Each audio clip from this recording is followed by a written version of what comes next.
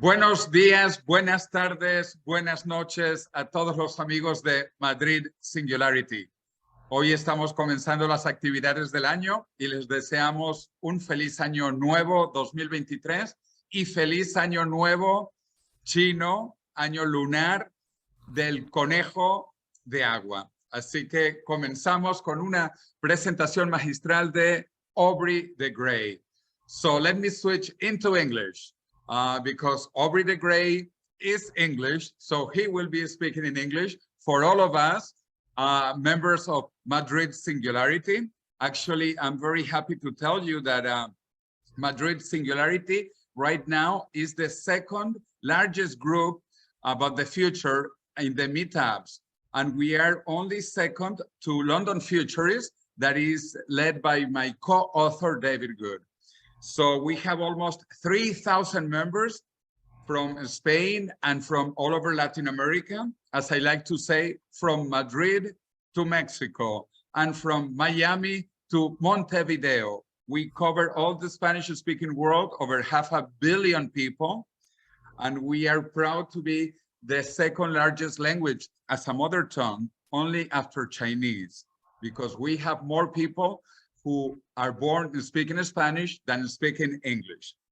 And to begin with Madrid Singularity, we have this fantastic presentation with Aubrey de Grey that we will be translated into Spanish here in the Zoom channel and broadcast live in YouTube. So besides this conference, we will have another one on February 12th about cryopreservation. And we have representatives of Alcor, which is the largest and most traditional cryonics facility in the USA. And then the new facilities in Switzerland, Tomorrow Biostasis, and in Australia, Southern Cryonics. And then in March, we will come back with another conference about anti-aging fully in Spanish with the leaders of the anti-aging movement, medical anti-aging in Spain and in Latin America.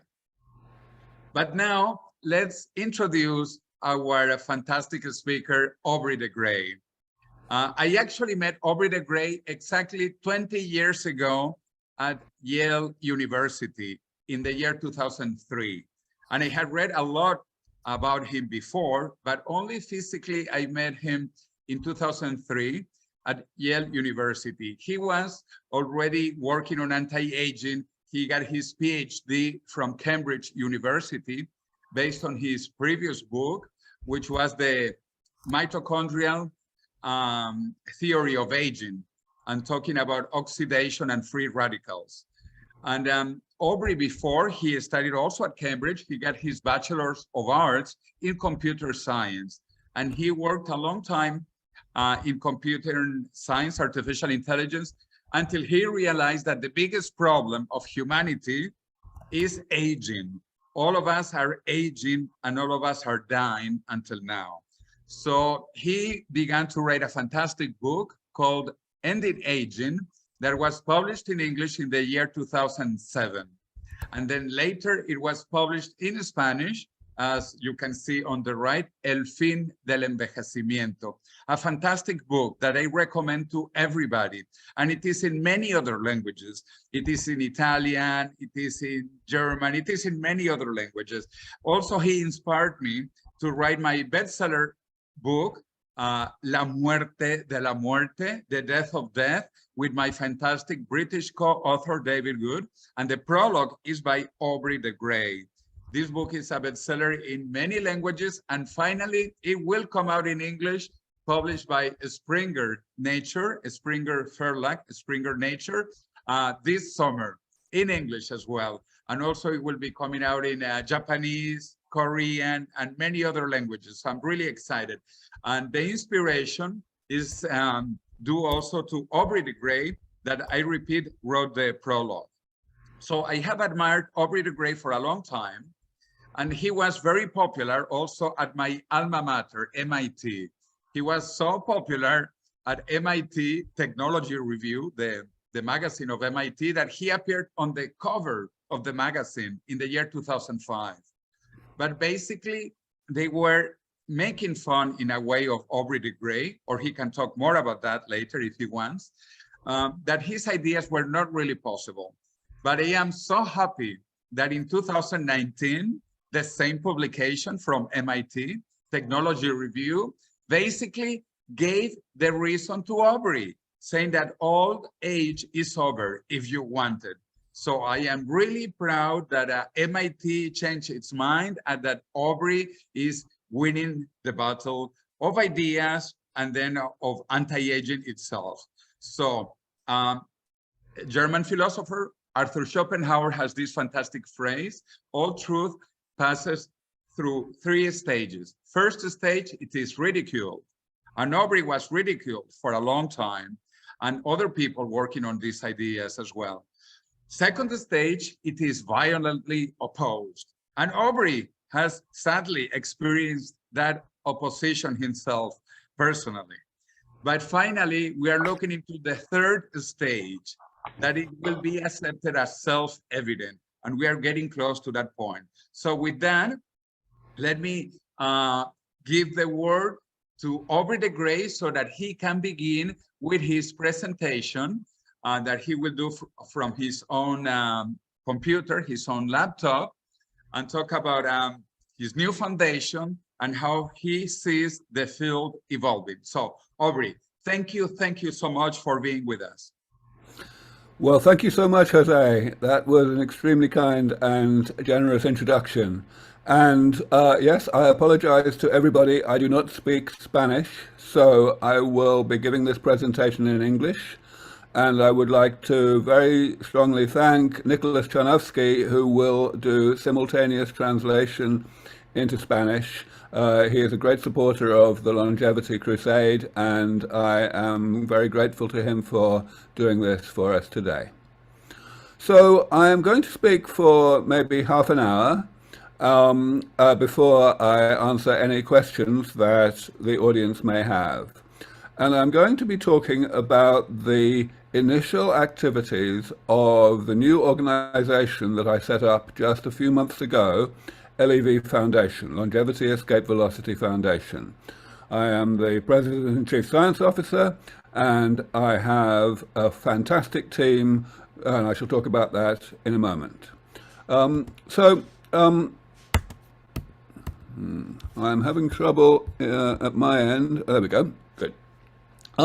So first of all, let me just introduce the concept of aging and how to address it with medicine. This is something that many of you in the audience may already have seen before, because I have been using this simple diagram for many, many years. But some of you may be new to this, so I want to start here. Aging is the combination of 2 processes, which are shown at the bottom of this little diagram.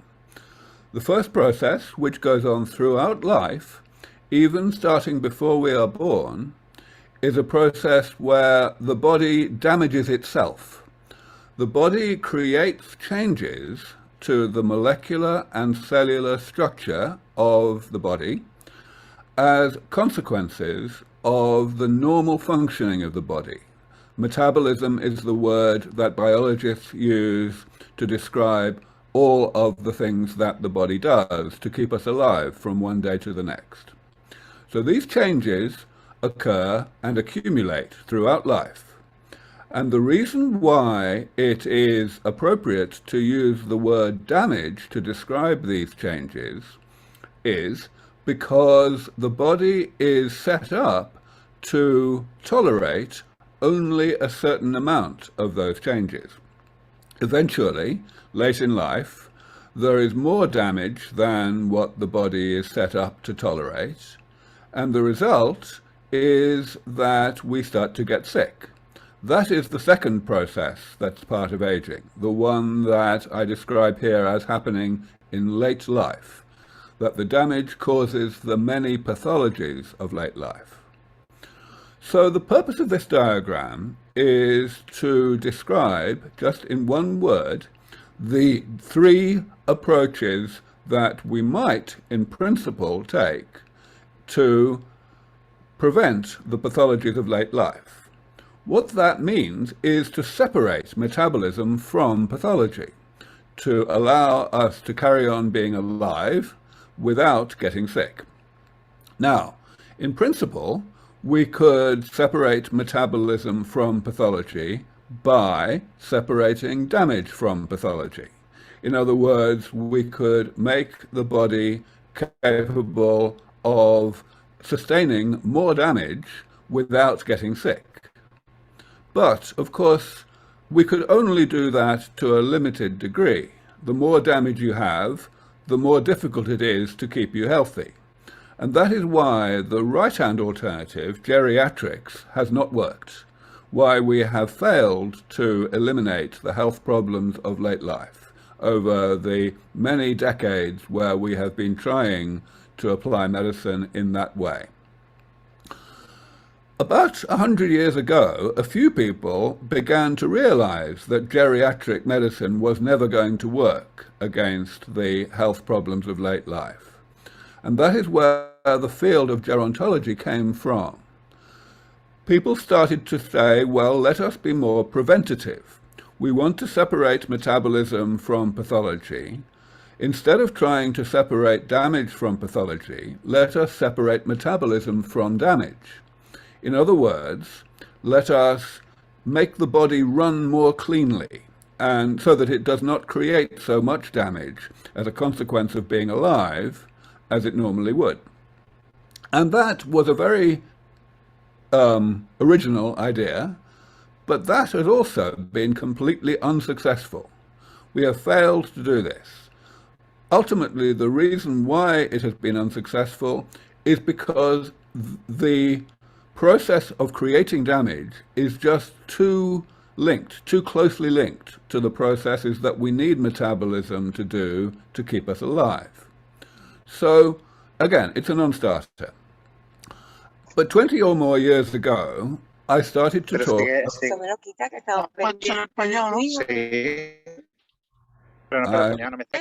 I can hear people speaking in Spanish. Okay, that's over. 20 or so years ago, I started to promote the idea of a completely different third way to separate metabolism from pathology. And that is to repair the damage, to eliminate parts of the damage that metabolism creates every so often, so that the total amount of damage in the body never reaches this amount that causes us to get sick. And that turns out to be a really practical option, which has now become a very mainstream idea. It took maybe 10 years for people in the field to really understand what the maintenance approach really is, but now they really get it. And I'm having trouble changing, there we go. So the reason why the maintenance approach is practical was first set out in a paper that I published 21 years ago now, along with some very distinguished co-authors. And in that paper, I described a very manageable number of categories of damage, which I'm listing here on the left-hand side. Actually, in that very first paper, there were 9 categories, but quickly it became 7. Now, these categories are very broad. For example, the first one says cell loss. That means just cells dying and not being automatically replaced by the division of other cells. That is something that causes certain of the main pathologies of late life, such as Parkinson's disease, and also the decline in function of the immune system. And the generic way to fix it is stem cell therapy. We put cells into the body that can divide and replace the cells that the body is not replacing automatically. But of course, different stem cell therapies for different organs and tissues have some differences. Nevertheless, all stem cell therapies also have a lot in common, so that makes sense as a category. And if you go down this list, we can say the same thing for each of the categories, that the category corresponds to a generic approach to repairing the damage, to eliminating the damage. And this has been very successful over the past 20 years. All 7 of these categories of damage repair have made great progress. Some of them are further along in the medical research path than others, of course, but we are definitely getting there. So, why am I calling my new foundation the Longevity Escape Velocity Foundation? Well, that's because of another concept that I introduced about 20 years ago, which is that rejuvenation, damage repair, buys time. If you are 60 years old and we have some damage repair therapies which can repair most of the damage in your body that has resulted from aging, but not all of it, then maybe we can give you 20 years of extra life. If we can do that, then great. That extra life will be healthy extra life. We will be keeping you biologically younger than 60 for 20 years. But by the time you are 60, the types of damage that the therapies do not repair will be enough on their own to make you biologically 60 again. And of course, those difficult types of damage will continue to accumulate, and eventually you will get sick. The thing is, though, during those 20 years before you became biologically 60 again, we, the scientists like myself, will have improved the therapies so that they will be more comprehensive. They will be able to repair some of the difficult damage as well as the easy damage, so that we will be able to re-rejuvenate the 80-year-old who is 60 for the second time, so that they don't become biologically 60 for the third time until they are 100 or more, and so on. And what this means is that eventually we will reach a point at which scientists are postponing the health problems of late life faster than time is passing, so that people who are always getting the most modern damage repair therapies will never have enough damage in their body to make them sick as a result of how long ago they were born. And that is kind of similar to gravitational escape velocity, where if you are, for example, jumping off a cliff, like this guy in the diagram, and while you are falling towards the ground, you turn on a jetpack that makes you go upwards. Of course, if you are already going downwards rapidly, the jetpack will not have time to stop you from hitting the ground. But if you are still high enough above the ground, the jetpack will stop you from falling before you hit the ground, and you will start to go up. So that's what this diagram tries to show. So, who are Longevity Escape Velocity Foundation? Well, I am very proud and happy that I have brought in the 4 people you see here as my core team.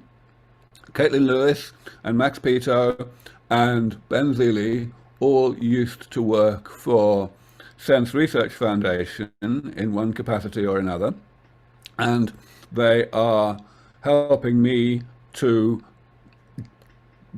work out what science to do to make sure that we save as many lives as possible, as quickly as possible. And Hannah Friedenberg is our Chief of Staff. She mainly works for my Executive Chair, Greg Grinberg, who you see here on the top left. Greg is the Chair of our Board of Directors, and he, along with the other 5 directors here, are the perfect team to have in charge of the governance of a non-profit. They are deeply committed to the longevity mission. They have all of the many areas of expertise that you need on a board of directors. And above all, they have a very deep and confirmed track record of commitment to respect the intent of donors, to spend donors' money in the way that donors want it. You can see that David Wood is one of those directors. David, of course, was mentioned earlier by Jose because he and Jose wrote a book that has now come out in many languages. So this is the team, and I'm now going to talk a little bit about the activities of the foundation. First of all, we are doing conferences.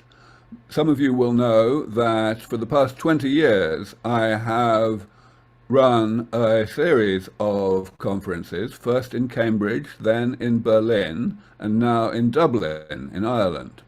These conferences are enormously important as aspects of my work in building and maintaining this community of longevity crusaders. And the first conference in Dublin happened last September. It was massively successful. You can see here the team, first of all, on the right-hand side, most of the directors of LEV Foundation, and on the left-hand side, most of the staff and also the leaders of the projects that we are funding. And as you can see here, we are already planning, in fact, we have already planned the 2023 conference in Dublin. You can see the dates there, so I hope that all of you will try to come to this conference. The roster of speakers will be even more impressive than it was in 2022, and the website will be updated, I think, today or tomorrow. All right, so what else are we doing? Well, we are doing a lot more than I used to do on advocacy and education. We seed funded a series of retreats that are being run under the name Less Death, which are designed to bring in new talent into the field. People who may be entrepreneurs or journalists or in some other way have skills that we need in the longevity movement and who want to take part but who have not really understood how they can contribute most effectively. Less Death is designed to help that, and the first Less Death retreat, which happened last year, was a massive success. The second one happened just last week, and there will be 3 more this year.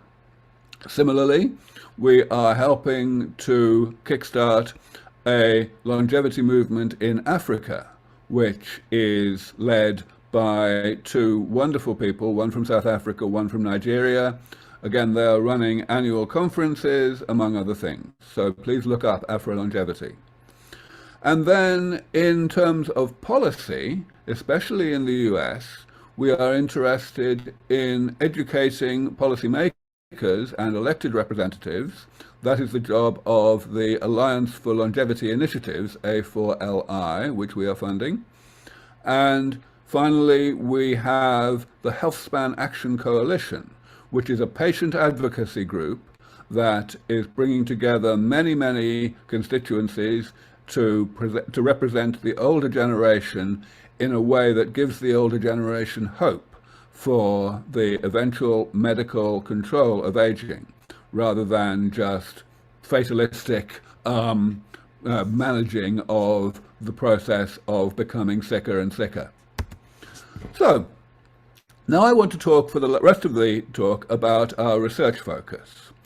And I don't have time to talk about our cryonics work, which is Kinice, but I have spoken about that elsewhere, and I will do so again. Just very briefly, it is a company taking forward the most exciting and promising cryonics research that I know of, which is to use a technology called persiflation. Secondly, we are looking at the improvement of organ transplantation by developing perfusates material that can be pumped through the vasculature of an organ before it is transplanted, so as to rejuvenate it better than can be done if the organ is in the body. But for the rest of the talk, I just wanted to discuss the first thing on this slide, which is the work on combining late-onset rejuvenation interventions in mice. We believe that this is the single most important work that is not being done well by other groups around the world. It's very expensive and very ambitious, but, well, that's what I do. I don't do timid stuff. So what are we doing? We are combining 4 very different interventions. You can see them listed here: rapamycin, hematopoietic stem cells, that's blood stem cells, telomerase gene therapy, and also a senolytic called galactose conjugated navitoclax. You don't have to remember that. We will be starting to treat these mice when they are already 1.5 years old. That means that they have about 1 year to live on average. And we want to extend their lives by an additional year. We will be measuring many things in addition to how long they live. All experiments that are worth doing in longevity do that. And I will talk now a little bit about what we're doing. First of all, these are the groups of mice that we are looking at. And of course, the goal here is to understand how these various damage repair interventions interact and how they can be used together to get more impact. So group number 10 at the bottom left is all 4 interventions combined. But of course, we also need to know how we need to have a baseline. So that means we have to have a group of mice that don't get the interventions. That's group 1 at the top. And we also have to have 4 groups which just get one of the interventions, so that we can quantify the individual impact of each one. And finally, groups 6, 7, 8, and 9 are there because we need to show whether some pairs of interactions, combinations, might actually be antagonistic. In other words, they might actually cancel each other out. So we need to find that out. We will also be doing something rather clever with the control animals, the ones that do not get the therapies. We will have 2 different types of control, and this is so as to understand the impact of the delivery mechanism. Sometimes animals do not like getting injected, or they don't like the taste of the food they're getting, for example. So we will need to control for that. Then what will we be measuring? As I said, we will not only be measuring lifespan, we will also be measuring health span. We will be measuring how healthy these mice are in various ways. Some of those measurements will involve just looking at them to see, for example, whether they are losing fur, that's called alopecia, or whether their spine is becoming bent, that's called kyphosis. We will also be looking at their behavior. There are various ways to measure, for example, how good the memory of a mouse is. Then we will also be taking blood from the animals, just very small amounts, so as to measure things like what's in the blood, whether that is changing and how rapidly it's changing during the mouse lifespan. And finally, we will also be measuring things that require us to kill the mice. Of course, if you kill the mice, then they are no longer part of the lifespan experiment, so we'll only be killing 1/4 of the mice that we are using, but we will have more information as a result of that. Finally, we have a new innovation that I don't think people have ever used in lifespan experiments. And I believe that this is a big improvement on previous work. Normally, if you want to do measurements of health span of the sort that I described in the previous slide, you decide on particular ages, chronological ages, at which you will measure these things. And that's not very smart, because if a therapy is working, then, of course, the mice that will be getting the therapy will be biologically younger at a given chronological age than the mice that are not getting the therapy. But you will know that anyway, because the mice that are getting the therapy will live longer. So you are kind of not getting very much additional information if you measure two things that you already know are going to be closely correlated. So we are going to get more information because we are going to decide on the time points of these tests for each group individually.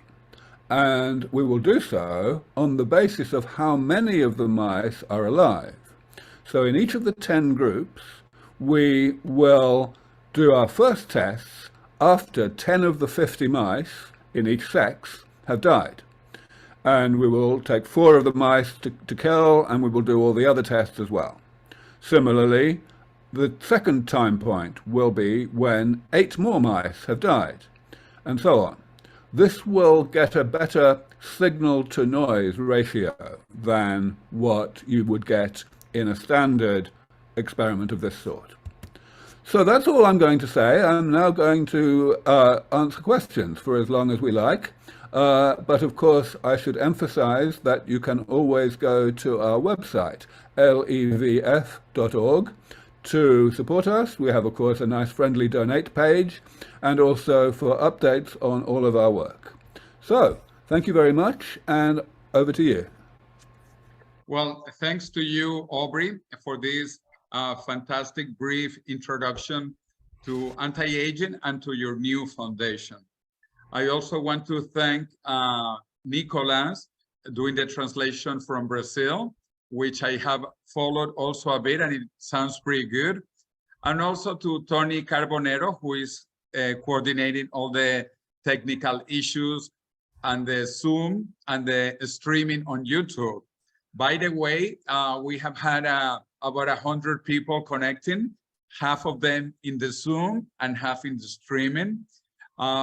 And people send greetings from Canada all the way to Argentina, passing by Colombia, Peru, and obviously here in Spain. And also Gennady Storyalov sent greetings from the USA, and he said that he's very proud to be one of the directors of the new foundation, Longevity Escape Velocity Foundation. So Gennady, thank you for following what we are doing. So we have some questions, but talking about foundations, Aubrey, I will ask the first question, and then we will take people here in the Zoom for other questions. But you have founded already 3 foundations: the Methuselah Foundation, the SENSE Research Foundation, and now Longevity Escape Velocity Foundation. So could you tell us briefly what are the changes and what is the evolution of these foundations, please? Sure, certainly. So yes, as you say, the first foundation that I created jointly with a wonderful businessman named Dave Goebel, who has continued to be a close friend of mine ever since, that was the Methuselah Foundation. And the Methuselah Foundation began when there was no money in this field at all. Nobody really had any interest or ambition in longevity research. And so we could not fund research.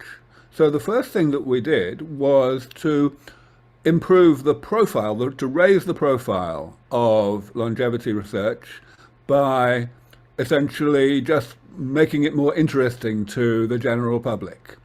And we did that by creating prizes. We created 2 prizes for the extension of mouse lifespan. And of course, these prizes were monetary, and we didn't have any money. But that's why we created a charity, so that people could donate, and the money they donated would go into the prize pot. And that was very successful over the next few years, from 2003 through to 2005 or 6. And that is what allowed us to start doing research at the Methuselah Foundation.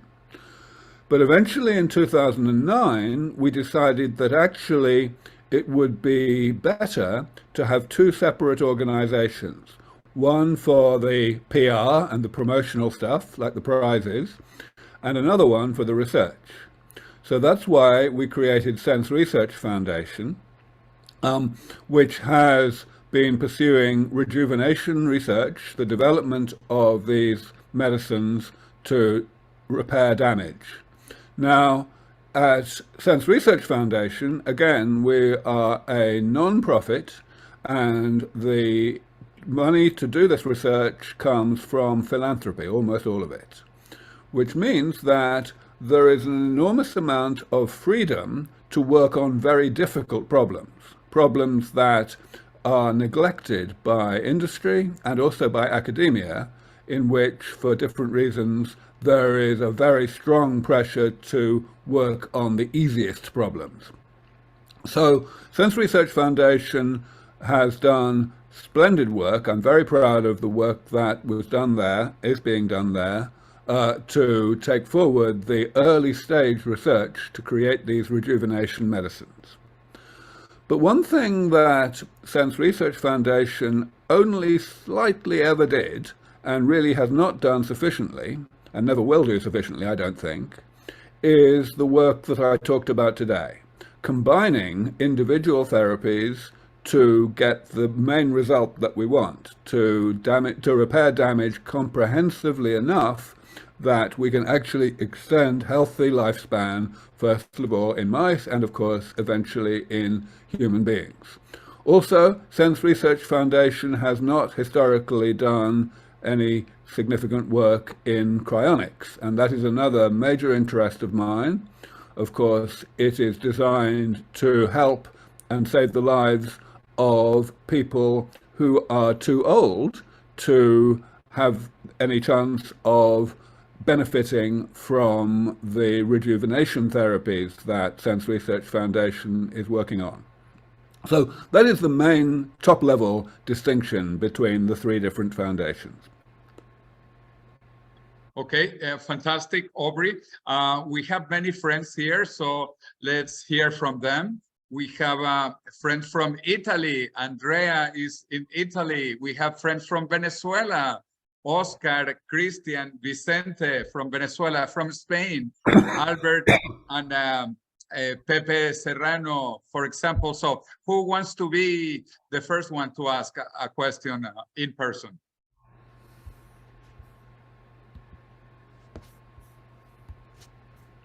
Just raise your hand and Tony, let them in, or unmute them so that we can hear.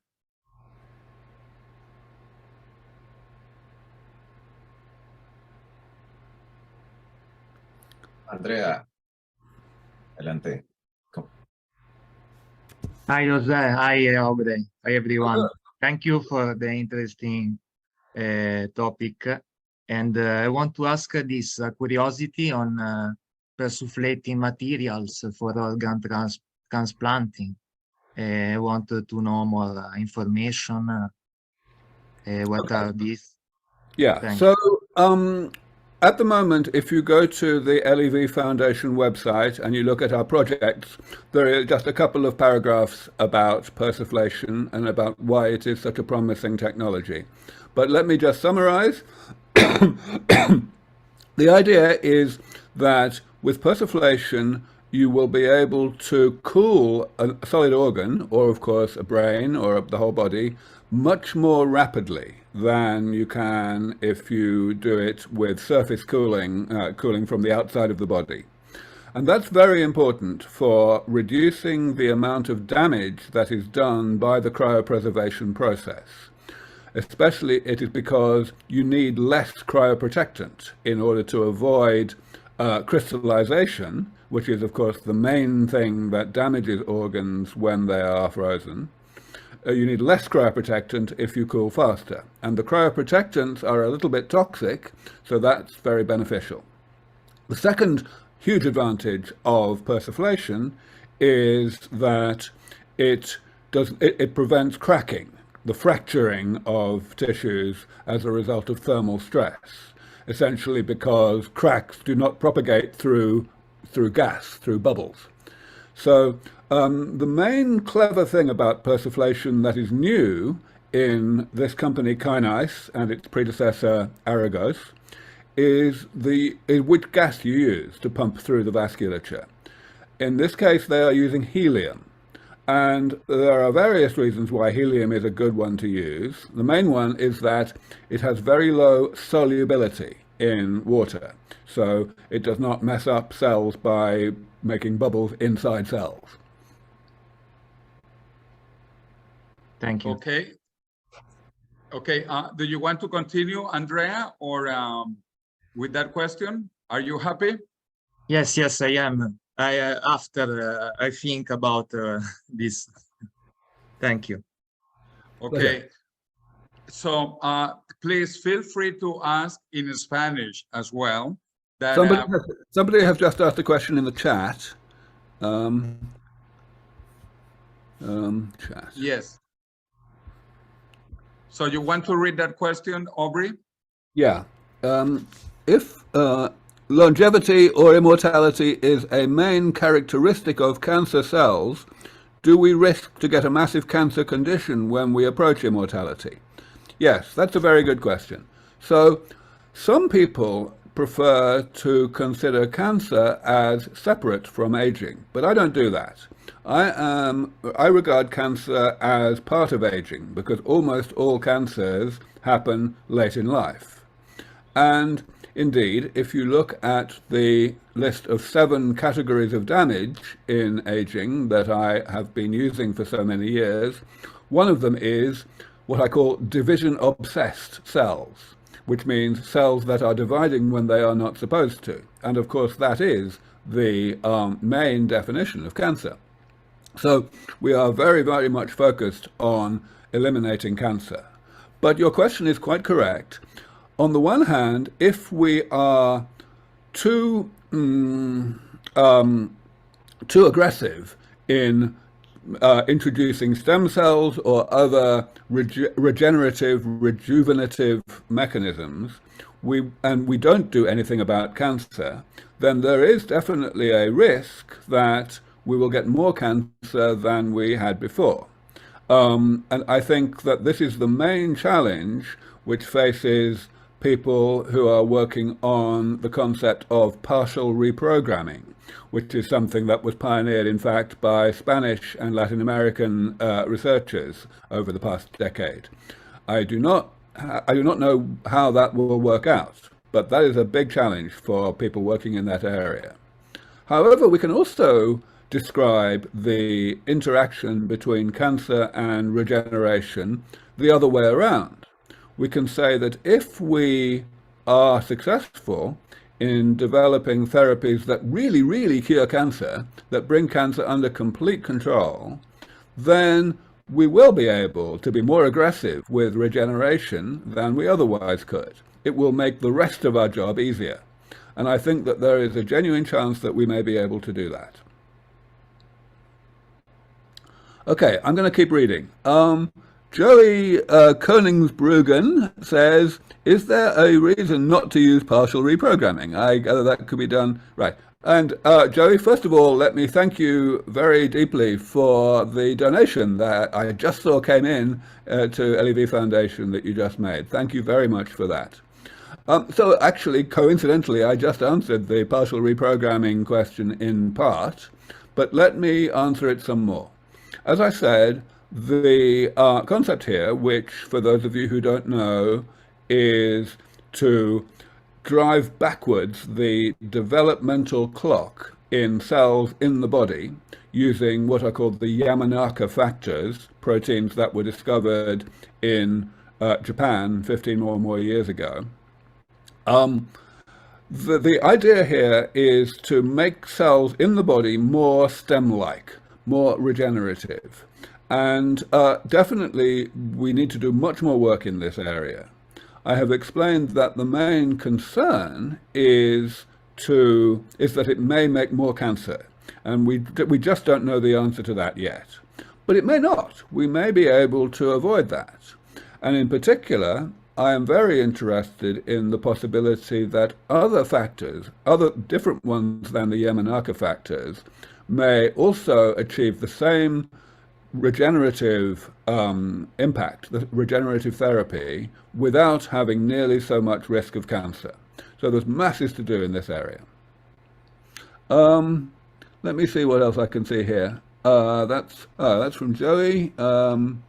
Before Joy's question, there are two other questions from Jorge Carvalho. Yes, I've spotted one now. What mouse strains are you going to use in your experiments? Excellent question. So we are very much using strains that already live a long time normally. If you use a strain that is short-lived, then that strain has something genetically wrong with it, and you do not know whether that whether the therapies that work on short-lived mice will also work on long-lived mice. So we have to use long-lived mice. Now, in the experiment that I described in this talk, which we are starting right now, we will use the strain that is used most often in lifespan experiments around the world, which is called C57 Black 6. And we are using that strain because we were able to buy mice of that strain that are already old, that are already 18 months old. However, there are some shortcomings of that strain, and the result is that some researchers over the past 10 or 15 years have been using a different strain called HET3, H-E-T3. And we are probably going to switch to that strain for our next version of this experiment that we hope to begin later this year. We can't use that strain yet because simply it's not possible to buy old HET3 mice yet. But by later this year, that will be possible, and we will probably switch to it. Then the second question, how could CRISPR-Cas9 techniques help? So CRISPR-Cas9 is an enormously valuable tool in the whole of medical research, not just in aging. We can make changes to the genome in cell culture and increasingly also using gene therapy, in other words, in living organisms, living animals, using this technique. And so there is nothing particularly special about longevity research in terms of the applicability of CRISPR-Cas9, but it is absolutely an enormously valuable tool across the whole of medicine. Let me ask you questions in Spanish. I will translate. For example, Carlos Espinosa is asking, do you like the fasting therapies in order to eliminate zombie cells or senescent cells? So fasting therapies are not part of our initial experiment, but we do have rapamycin, which is the most powerful of the chemicals that are typically called calorie restriction mimetics. In other words, drugs, drugs that make the body think that it is fasting even when it isn't. We are introducing rapamycin as a kind of non-repair control intervention. We know that it works. Many researchers have shown that it works to extend average and maximum lifespan in mice. And we want to know how it synergizes, how it interacts with actual damage repair therapies. So that's the main thing that we're doing in that whole area right now. Let me ask you from the streaming, a person called MB asked, well, first of all, thank you, Aubrey. Do you expect any of the rejuvenation techniques mentioned to be available to humans in your lifetime? I think it is very likely that all of the rejuvenation therapies that are being worked on right now will be available to the general public within the next 20 years.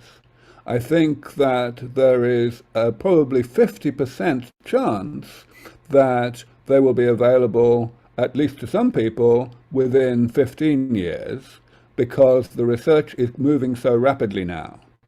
And that is the time frame where I think we may be able to reach this thing called longevity escape velocity.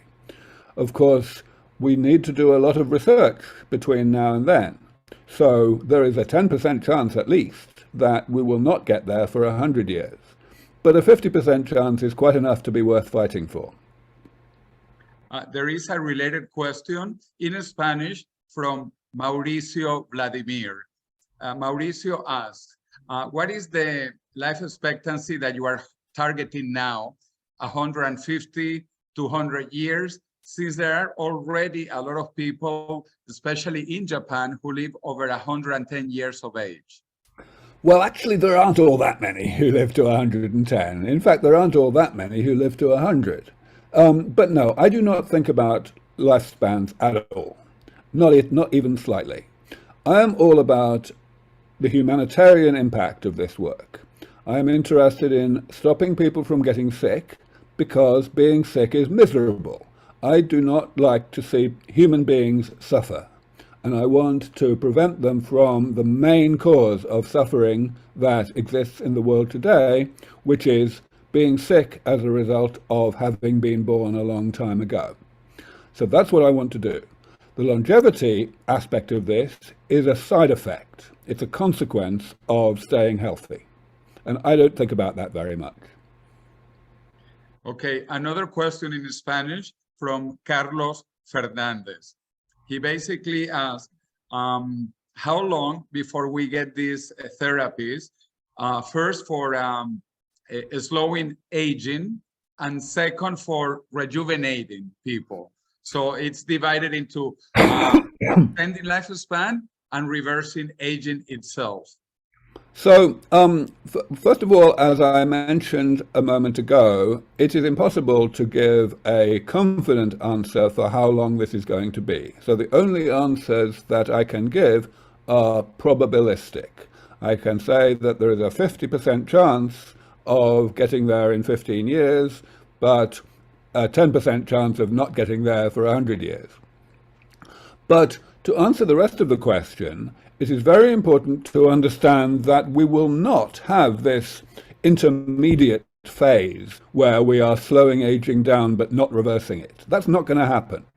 We will move directly from the time when we are in now, where we are basically not slowing aging down at all or hardly at all, into immediately a phase in which we are reversing aging, which we are genuinely rejuvenating people. There will not be some period in the middle where we are aging half as fast as we are now. That's not going to happen. Okay, I have several other questions that I can read, but I want to know if someone wants to ask a question in person. Anyone raising their hand or wanting to ask the question, or we keep on through the written questions? Okay, if no volunteers, here I have a question from Esteban. He asks in English, I would like to know which biological clock would you choose if you had to choose just one clock to monitor aging? Yeah, so this is a great question. As we all know, there are many people now working on epigenetic clocks, ways to measure the methylation status of cells so as to give an indication of biological age. And there are still many things that are not perfect about these clocks. People are trying to improve them all the time. People are also looking at other ways to use what's called omics data to look at, for example, proteins or transcripts to ask about the biological age of organisms. But again, those clocks have also a long way to go before they are really reliable. On top of all of that, of course, we already have many other ways to measure biological age, so you can call them clocks, which have to do with the more traditional approaches of measuring measuring things in the blood, or measuring function, like grip strength or things like that. And as I mentioned earlier, we will be doing all of those things in our experiments that I described. But the omics work, because it is improving so much, we honestly do not have a decision as to how we will do this. We don't have to have that decision immediately, because these measurements can be done on frozen tissue. So we will be able to do these experiments later once we have better information and better clocks. Okay, another question from the streaming. One person called Rayson Login. The question is, what are the reanimation criteria that you gave Alcor? Yeah, I honestly don't remember. It was 20 years ago that I signed up with Alcor. However, one criterion that I think is quite important when one is choosing to be cryopreserved, to sign up to be cryopreserved, is that you don't want to be one of the first people who is reanimated, because they just aren't going to know how well it's going to work. And that is actually one reason to sign up to be a neuro patient rather than a whole body patient, because we can be fairly confident that whole body patients will be revived first, simply because those patients do not need to have a new body constructed to attach their heads to. And so I am signed up as a neuro patient at the moment, and I believe that that is an insurance against being one of the people who are revived first before people really know what they're doing. Okay, fantastic. We have a question from Gregory Hidalgo. You want to ask it yourself, Gregory? Yes, thank you. Greetings from El Salvador. I'm Hello. very interested in the lecture, Dr. de Grey. My question is related to, you said that in 15 years time, it will be available, the medication from preventing the anti-aging. So do you think that people that already have almost 80 years old in that time will be able to get it? It will be for instance, a good timing for them, or they should start taking before? What will be the Right. average age Yeah, I to understand. start taking the medications? So first of all, of course, the age at which these medications will be effective is the biological age, not the chronological age. So Okay. if you are an unusually young 80-year-old, you have a better chance than if you are an average 80-year-old, because an average 80-year-old is about to die, right? So that's the first thing to say. Second thing to say is that at the moment, these rejuvenation therapies simply don't do very much because they are so selective. They only address very small, minor parts of the damage that is accumulating in the body. And therefore, it is not clear whether they will have any real impact on delaying the health problems that might kill somebody. The best that one can do today, really, to look after oneself and to postpone the health problems of late life is traditional stuff, essentially just living the way your mother told you to. Don't smoke, don't get seriously overweight, have a varied diet, and keep yourself in as good condition as you can. Pay attention to your body, do as much exercise as you find that you need, and so on. I wish that there were more that we could already do, but there really isn't. And that's why it's so important also to think about cryonics, about signing up to be cryopreserved if these therapies do not come along in time for you. There are several other questions about anti-aging, but because we are on cryonics, Joey Konigsbruggen has a question about cryonics, and he's asking, are there currently animals cryopreserved, non-human primates, in order to test feasibility of resurrection, say, 10 years down the line? So a number of the cryonics companies and providers do have the facility to preserve pets. And so there are quite a lot of cats and dogs, I know, that are cryopreserved already. However, when we talk about reviving animals, that has not yet been done.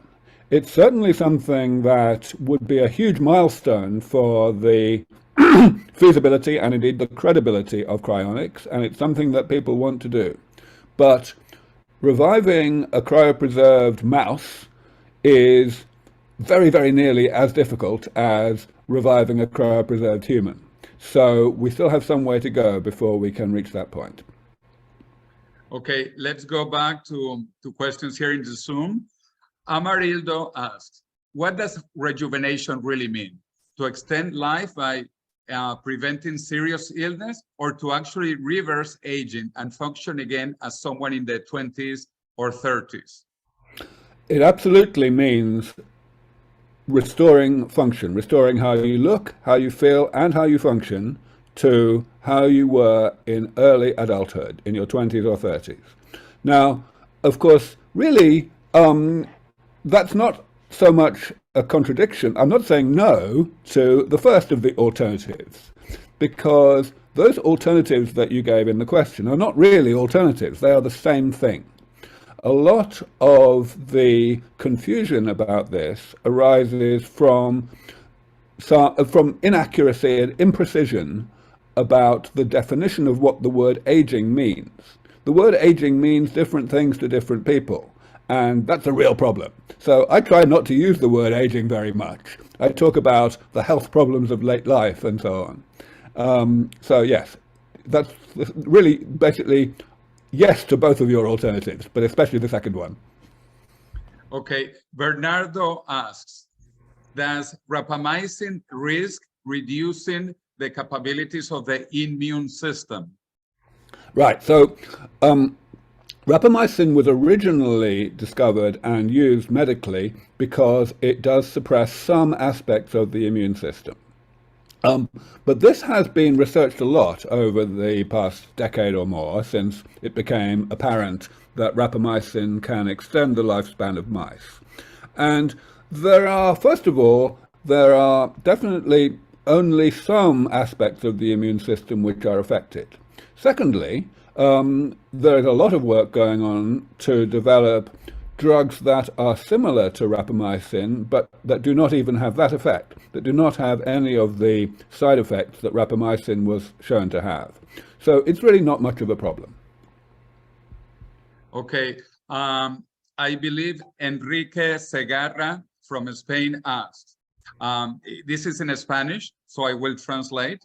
In Spain, we have elections at the 3 different levels, city, region, and country level this year. So elections everywhere. And he's asking, what can we do so that the politicians take this seriously, anti-aging? What do we tell them to propose? Or what should they propose? How we can use politicians to advance our cause? So politicians are easy people to understand because we know what they want. They only want one thing. They want to get re-elected. So all you need to do in order to get a politician to support the policy that you want is to persuade the politician that there are votes in it, that it will be popular with the people who are going to decide whether that politician is elected or not. And that's why I spend so much of my time talking to the general public, educating them on the idea of medicine against the health problems of late life, medicine against aging. People often think that medicine against aging is impossible because aging is not a disease, they will say. It's like gravity, it's built into the fabric of the universe. But increasingly, people are understanding that that is not true. Now, therefore, one thing to do is to do petitions or opinion polls or whatever to say, you know, would you like to stay healthy? Would you like to get Alzheimer's disease? Things like that. And to show politicians the results of these polls. Of course, you have to ask the question in the right way. You should never ask, how long do you want to live? Because the general public will interpret that question as, how long do you want to live in an old state of health?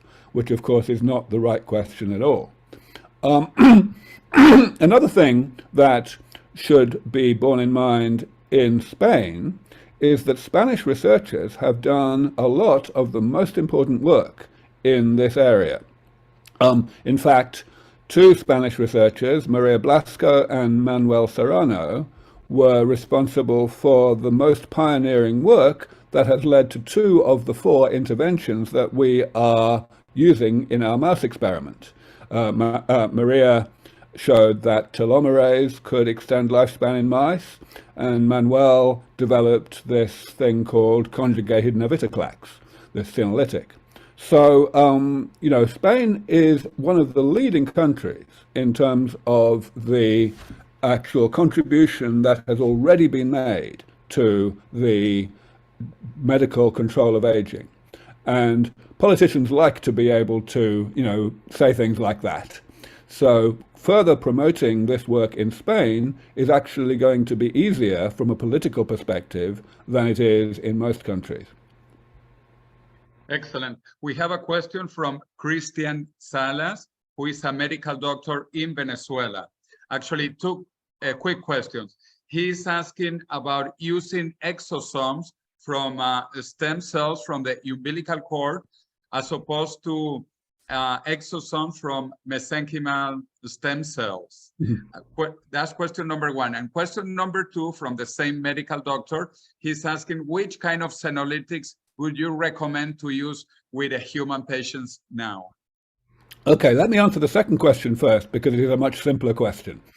At the moment, there is a real problem of reproducibility with the senolytics that are available, the ones that are from natural products or are already approved.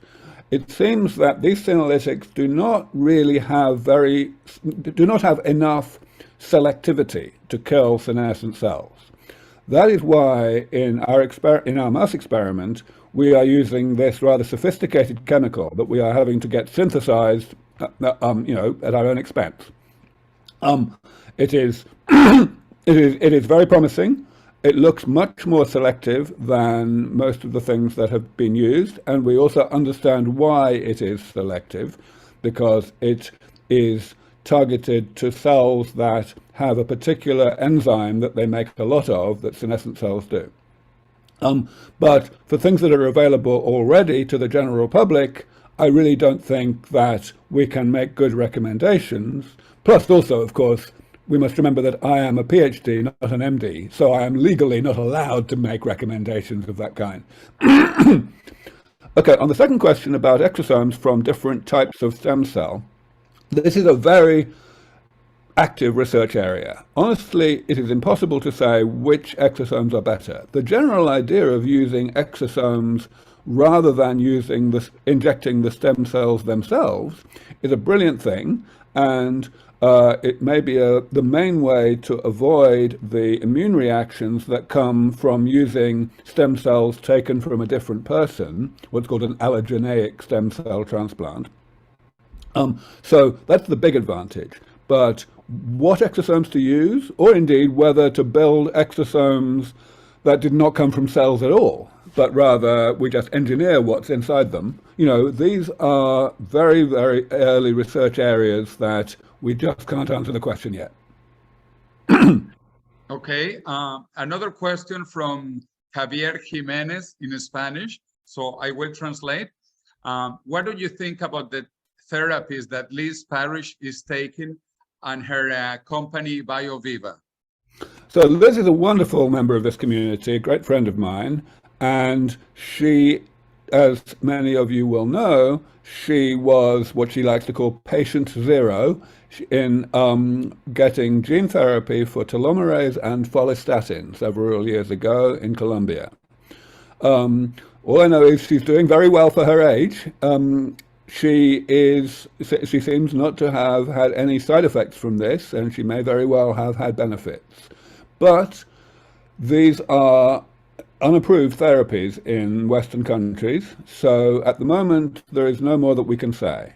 However, certainly the fact that she did these therapies on herself was the main thing that allowed her to become such a powerful advocate in this space, and she is an amazing advocate in this space. So she has made a huge contribution to the field just in advocacy as a result of having become high profile through these therapies that she did on herself. Okay, excellent. Let me take one more question from the YouTube channel, and then Andrea, who is raising his hand. Okay, Chi Chan asked, 2 years ago, you said that LEV was 15 years away. but according to your recent talks, it is still 15 years away. When will we get that down to 10 years away? Are there any key technologies missing? So, of course, my estimates of how far away these therapies are very approximate. So I probably think we are only 13 years away now, but I'm not really sure. You know, it's very approximate. Again, this is all probabilistic. This is with 50% probability.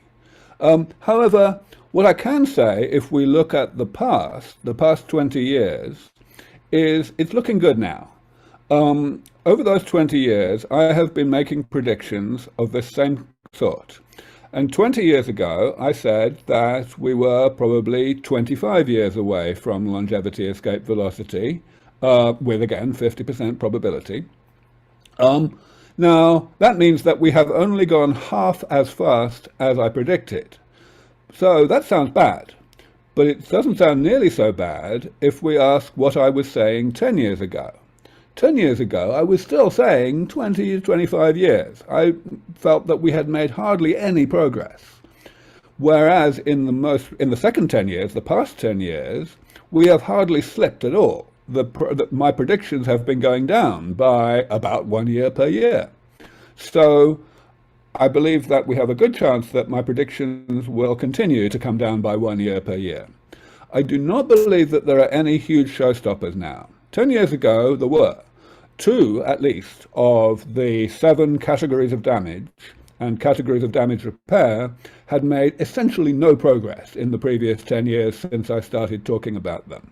And now, both of those 2, mitochondrial mutations and stiffening of the extracellular matrix, have both moved forward quite a lot, both in the work that we have done at Sense Research Foundation and now also in startup companies. So yeah, things are moving pretty well. Okay, Andrea, you can ask your question live. Yes, a rapid question. Before you mentioned that slow aging and reverse regeneration about aging will happen at the same time in the future, in the sense not a period in the middle, you said. This is due to the effect of the exponential growth technology and what we already did today, or No. for other reason that you mean? No, it's nothing to do with exponential change or accelerating change or anything to do with, you know, the way that people talk about the technological singularity. Okay.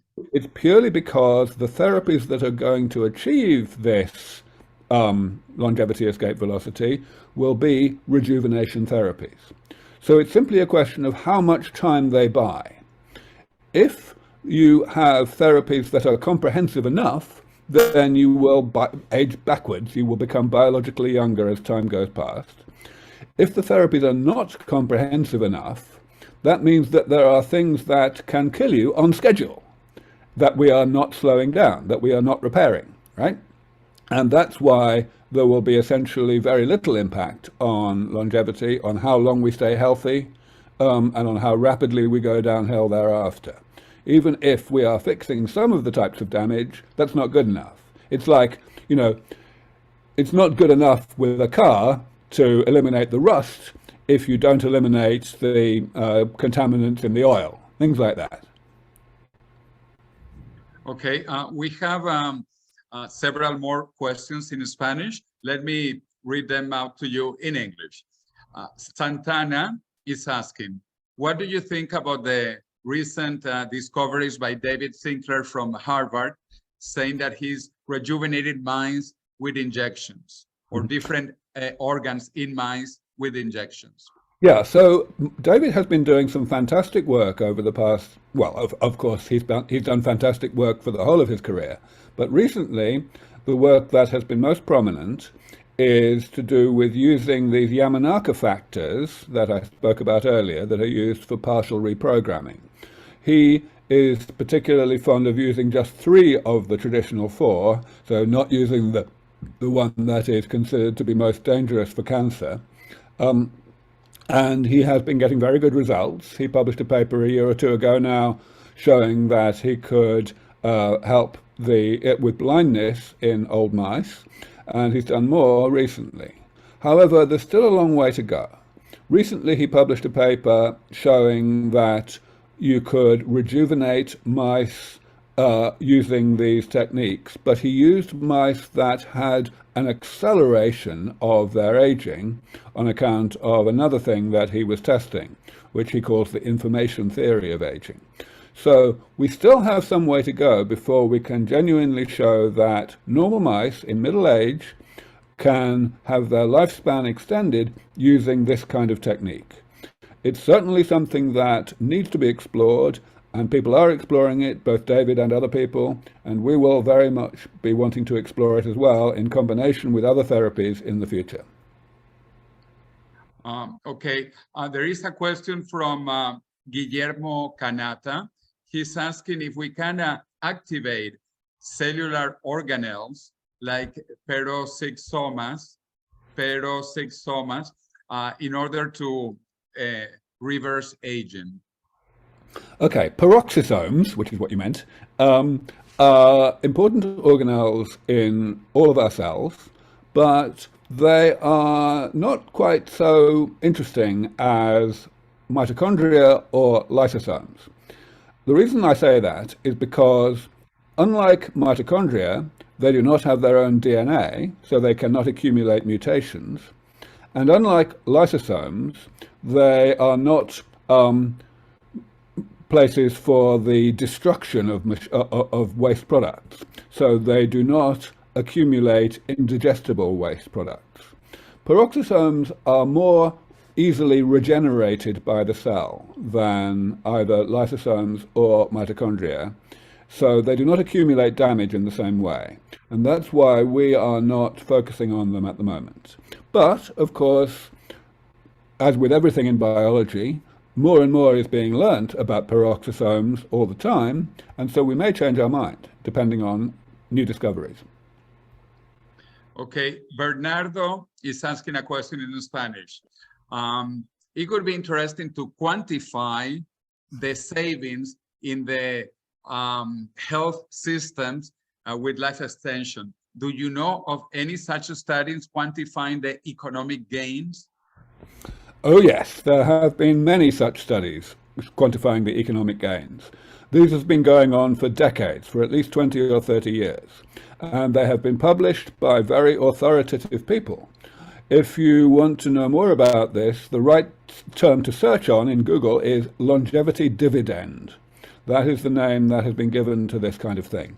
And the numbers are absolutely astronomical. Countries like the USA or Spain would save literally trillions of dollars per year if they simply postponed the health problems of late life by 1 or 2 years. It's just astronomical numbers. So you must ask yourself, why are governments so uninterested in this? Why are they not putting these, just a small amount, like a few $1 billion per year, into research to speed up the development of medicines against aging? And of course, the answer is the usual one. Most policymakers have still got this belief that aging is like gravity, and the money spent on medical research will not succeed. We will not get even 1 year of postponement using this. That is why experiments in laboratories are so important, to show that that can't be true, that you can take middle-aged animals and keep them healthier for a lot longer just by doing damage repair to them. If we can show that really convincingly in animals, then people will no longer be able to believe that it's impossible in humans. Okay, a student from Mexico is asking, how much do you know about microbiome companies or research for longevity? Because he wants to study microbiome. Yeah, so the microbiome is a very important and vibrant area of research. And absolutely, there are companies working on the changes to the microbiome during aging and the potential to influence aging by influencing the microbiome. Probably the most high-profile company in that space is called Viome, which starts with a V, V-I-O-M-E. run by Naveen Jain, a very wealthy and successful businessman who has become extremely interested in aging over the past several years. So I encourage you to look at what they're doing. At the moment, though, we just don't know. We do not know whether we will be able to make much of a difference to aging by manipulating the microbiome. Certainly there is an interaction between the microbiome, especially in the gut, and the rest of the body the human cells, but we do not know whether that interaction is meaningfully bidirectional. We do not know whether changing the microbiome in the gut will have a big beneficial effect. People are very much working on it. Okay, Javier Jimenez is asking in Spanish. What do you think about NMN or NR? Which do you think is better? Which one would you use? So NMN and NR are both precursors of a very important molecule in the body called NAD. And NAD is something that we cannot take as a supplement because it does not get absorbed by the body, but NMN and NR are absorbed and they are converted to NAD. Why would this be useful? Well, the amount of NAD in the body goes down with age. So that seems like it's something that we should be trying to fix. However, there are some questions about this. First of all, we don't really know why the amount of NAD goes down, because the body has the capacity to synthesize its own NAD. And so you would think if it needs it, it would be making it. So that's a question that we really don't know the answer to yet. Secondly, we have to ask, why would adding NAD be good? And the main theory for why it's good is that it acts as a CR mimetic, a calorie restriction mimetic, a bit like rapamycin, though by a different mechanism. It tricks the body into thinking that it's in a famine, and therefore there are changes to gene expressions that result from NAD, the same as they would result from calorie restriction itself. And calorie restriction itself and calorie restriction mimetics have a very much smaller effect in long-lived species like humans than what they have in short-lived species like mice. So, I really don't have all that high hopes for the benefits of NAD precursors. They're definitely better than nothing in many ways. CR and CR mimetics can give some postponement of the health problems of late life, but they are not the holy grail. They are not the fountain of youth. They don't do damage repair, and we will really need damage repair in order to get to longevity, escape velocity. Okay, I have a question myself. I just finished reading the book Methuselah's Zoo by Steve Oster, who is a leading researcher on longevity. And his argument is that we actually need to study long-lived animals as opposed to short-lived animals, so that we shouldn't worry about mice. We need to worry more about naked mole rats, or even more about whales, because whales are mammals and they live 2 centuries. So what is your answer to that argument? Yeah, so Steve is completely right. Steve Oster is one of the most important researchers in the whole field and has been for decades and decades. And the main reason why he's so important is because before he was a gerontologist, he was a zoologist. So he has much more understanding of the diversity of nature, of different species, than most gerontologists have. And I'm delighted to say that he will be speaking at my conference this year in Dublin in August the 17th through the 20th. He's a splendid speaker, is also a splendid writer. Of course, Methuselah's Zoo is a wonderful book written for a general audience. So he will be certainly talking about things like that when he comes to Dublin. But yeah, I mean, the main reason why so little research is done on these interesting species is just because it takes a long time to develop the tools to work on a new species. People can do much more rapid experiments if they use species that have been used for many, many years by other researchers. And that's not a good enough reason. So it is extremely valuable that there are a few researchers, like, for example, Shelley Buffenstein working on naked mole rats and such like, working on species that live unusually long, given their size, for example.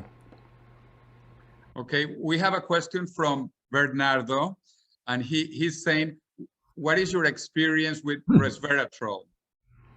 So resveratrol, of course, was the very first molecule that David Sinclair became famous for as something that would act as a calorie restriction mimetic. And it's supposed to work in somewhat the same way that NAD precursors work, which is, of course, what David moved on to over the years. But of course, it did not really succeed when taken through into the clinic. Various molecules that were similar to resveratrol but that acted more potently were bought by a big pharma company, and that work did not lead to drugs that became clinically available and succeeded in clinical trials. So at this point, we really don't know whether that direction is going to get very far. I think at the moment we can say that certain other drugs that work as calorie restriction mimetics are looking more promising, whether it's NAD precursors, whether it's rapamycin, even metformin. Okay, fantastic. Javier Lopez Diaz, you have your hand up, and then later Mauricio Vladimir. Javier?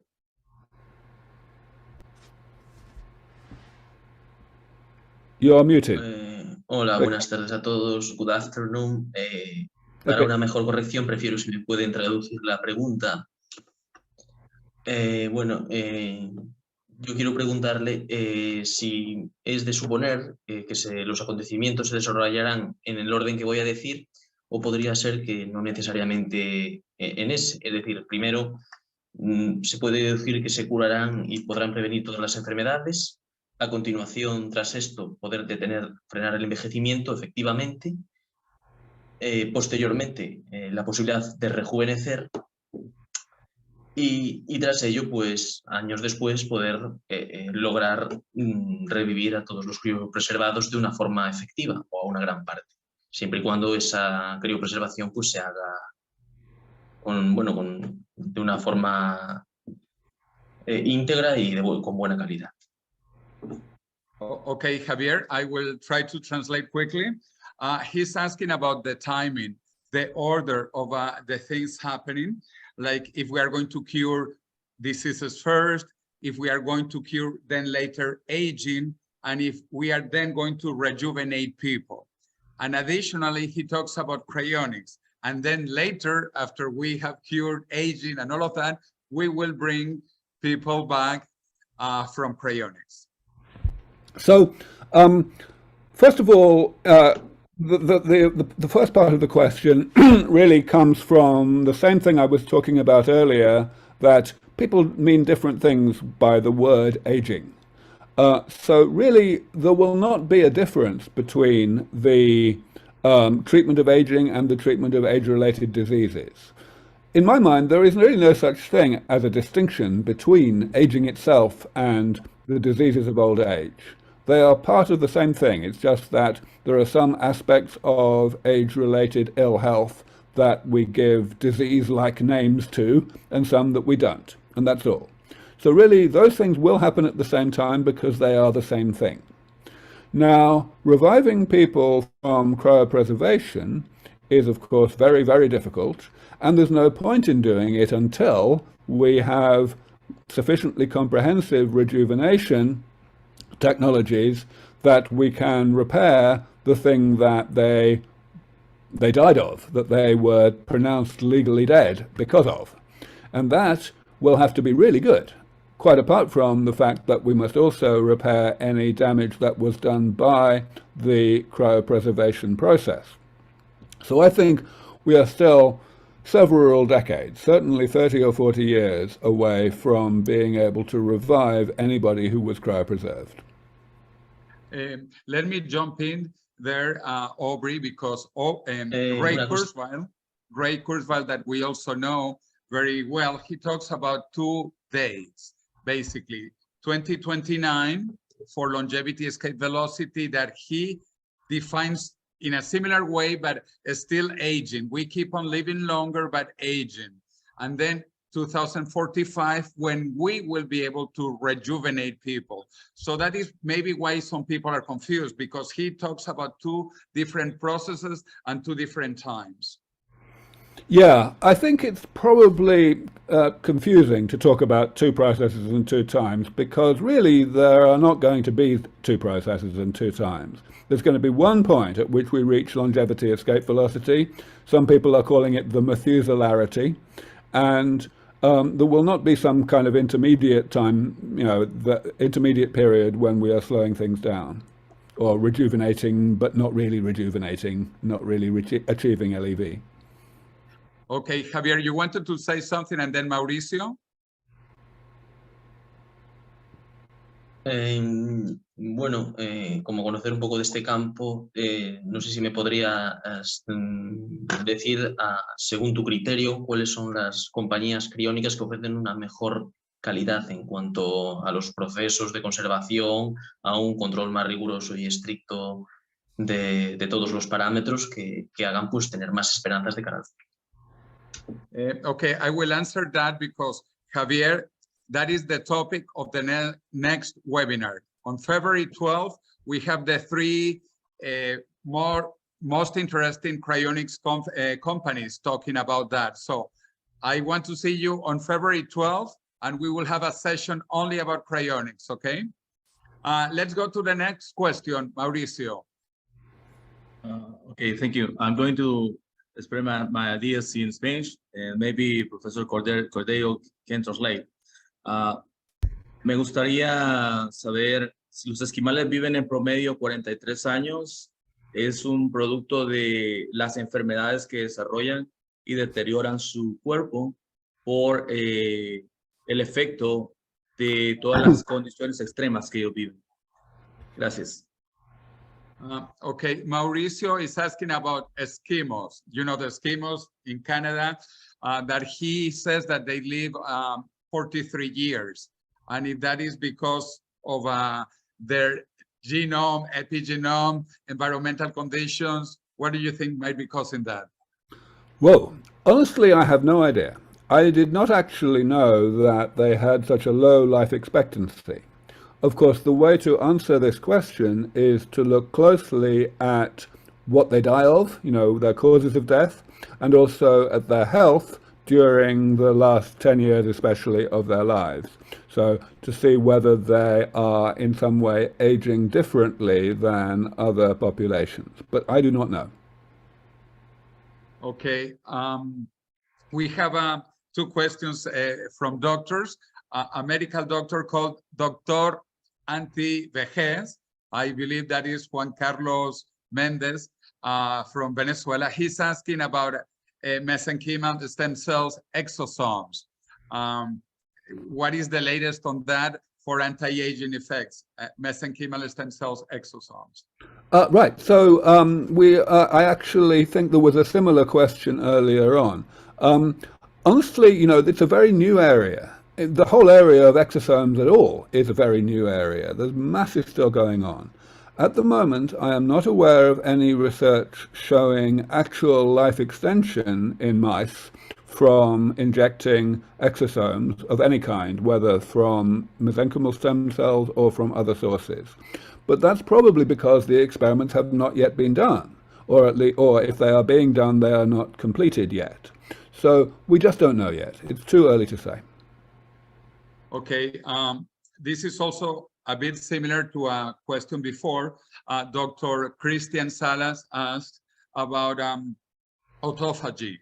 About fasting and forcing autophagy as a good mechanism. And certainly it is a cheap mechanism for longevity extension.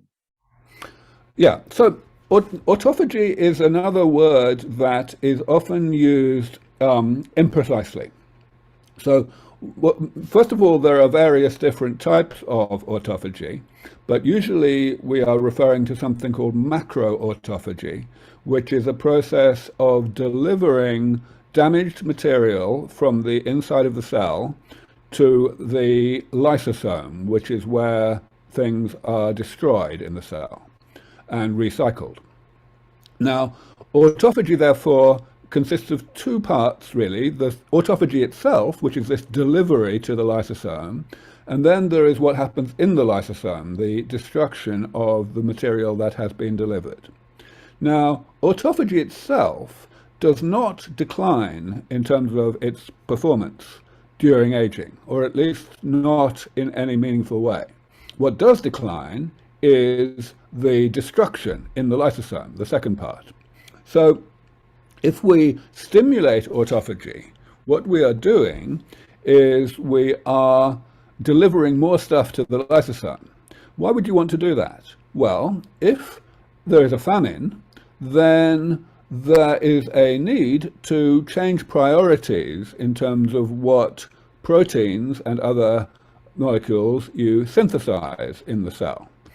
And that means that it may make sense to destroy some proteins even when they are not damaged, and to recycle them so as to make proteins that you need with higher priority, so to speak, more urgently. So this is a process which is called bulk autophagy, which is distinct from the process of selective autophagy that specifically removes damaged parts of the cell. It certainly, it happens if you're in a famine, or indeed if the body is being tricked by, for example, rapamycin into thinking it's in a famine, then autophagy is stimulated. Now, is that a good thing? Well, it might have temporary, short-term advantages, but because it's simply a case of moving material from one place to another, it does not necessarily really affect the accumulation of damage in the cell or in the body. Okay, we have another question here about aging. Is it, Bernardo asked, do you think that the aging mechanisms are programmed or caused by the environment? No, neither of those things. The environment has a very limited effect on the rate of aging. Now, when I say this, I mean, of course, I am not talking about extremely bad environments. Certainly, if you live in a situation of very high radiation, for example, or if you have toxins at high levels in your food, then that may accelerate your aging significantly.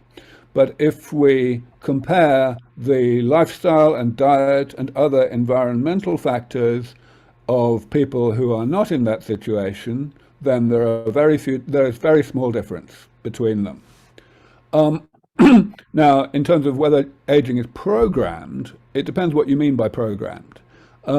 Certainly, different species have very different lifespans, and that is because they have different genes. They have different genomes. But within a species, different individuals have very, very similar genomes, and sure enough, they have very, very similar lifespans.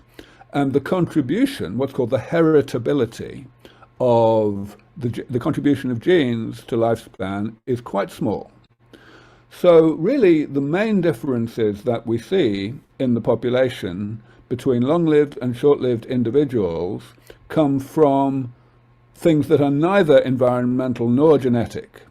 They are really random chance, especially random chance that happens early on in life, very early on in life, before we are born. Just small changes in the concentrations of micronutrients can lead to changes in the amount of damage that is accumulated early in life, and that stays with you for the whole of your life. So it looks as though that is probably the major contribution to the variation that we see among people within a population.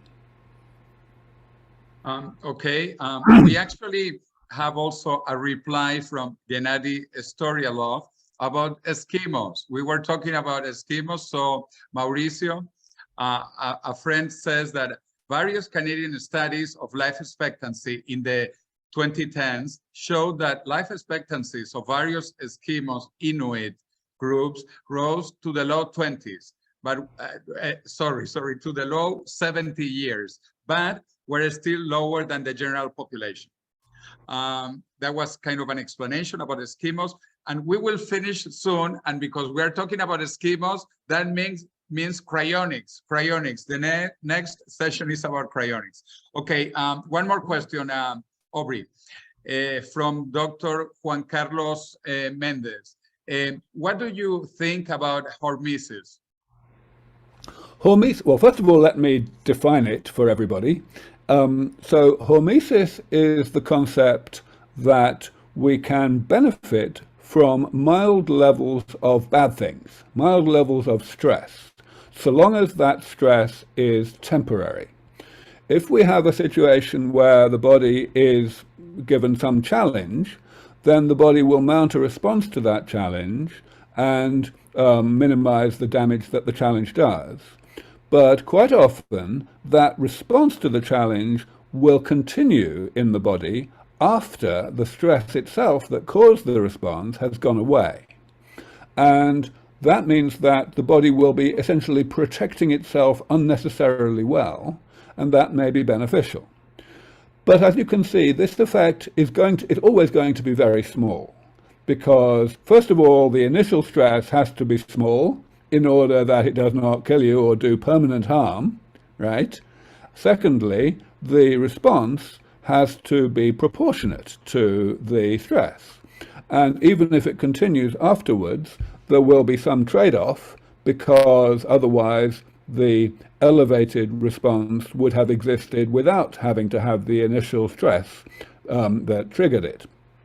So hormesis is a fact, it exists, but it is has only a small effect on health.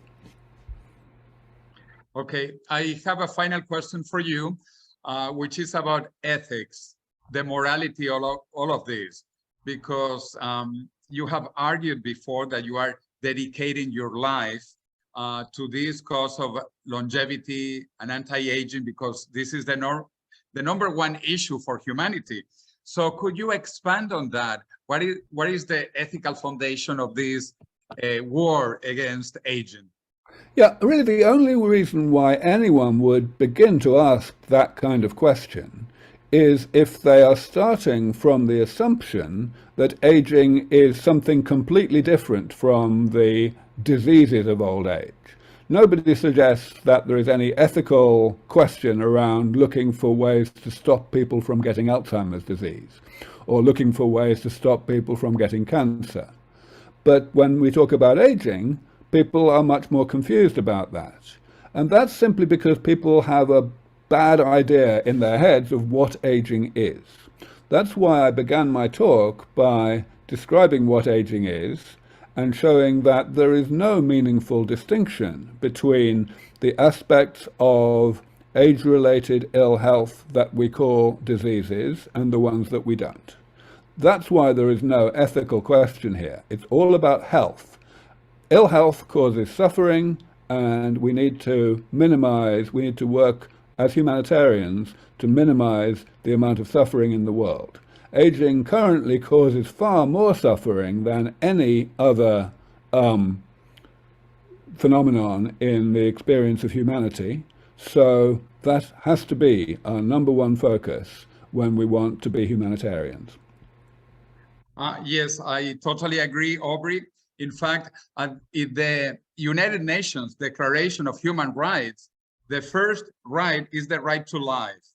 And it should be the first and the second and the third and the fourth right, because without life, there are no rights.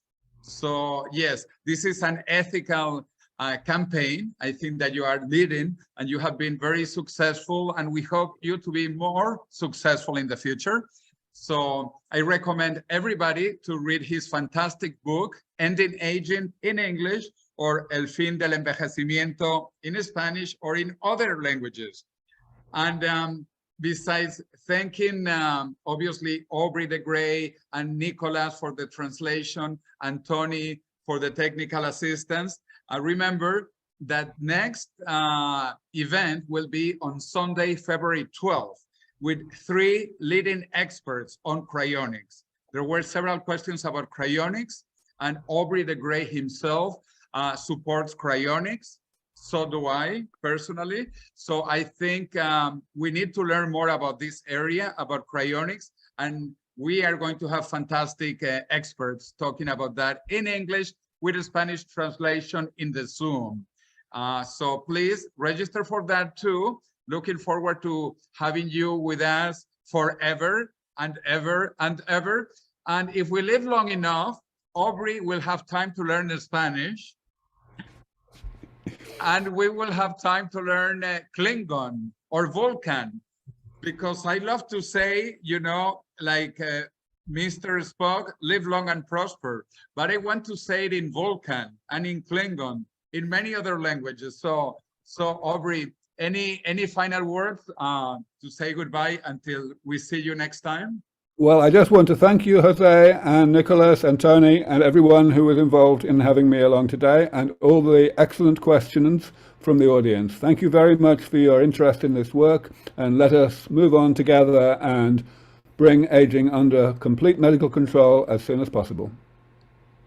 Thank you. Thank you to everybody. Live long and prosper, my friends. Bye for now. Bye. Cheers. Bye. Thank you. Thank you very much. See you. See you, see you, see you. Thank you.